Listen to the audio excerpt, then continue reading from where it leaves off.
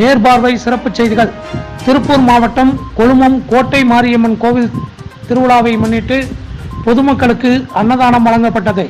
திருப்பூர் மாவட்டம் மடத்துக்குளம் சட்டமன்ற தொகுதிக்கு உட்பட்ட கொழுமத்தில் கோட்டை மாரியம்மன் கோவில் சித்திரை திருவிழா மிக சிறப்பாக நடந்து வருகிறது.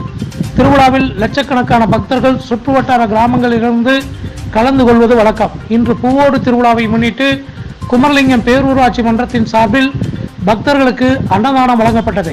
பேரூராட்சி மன்ற தலைவர் சர்மிளா பானு ஜாகிர் ஹுசேன் தலைமையில் அன்னதான பந்தலை ஆதிதிராவிட நலத்துறை அமைச்சர் கயல்விழி செல்வராஜ் அவர்கள் திறந்து வைத்தார். மாவட்ட செயலாளர் இள பத்மநாபன் பக்தர்களுக்கு அன்னதானம் வழங்கினார். ஒன்றிய செயலாளர் சாகுல் அமீது, தேர்தல் பொறுப்பாளர்கள் தென்றல் சேகர், முருகன், பேரூராட்சி மன்ற துணைத் தலைவர் அழகிரிசாமி, பேரூர் செயலாளர் நாச்சிமுத்து, மாவட்ட பொருளாளர் முபாரக் அலி உள்ளிட்ட பலர் பங்கேற்று பொதுமக்களுக்கு அன்னதானம் வழங்கினர். ஆயிரக்கணக்கான பக்தர்களுக்கு அன்னதானம் வழங்கப்பட்டது.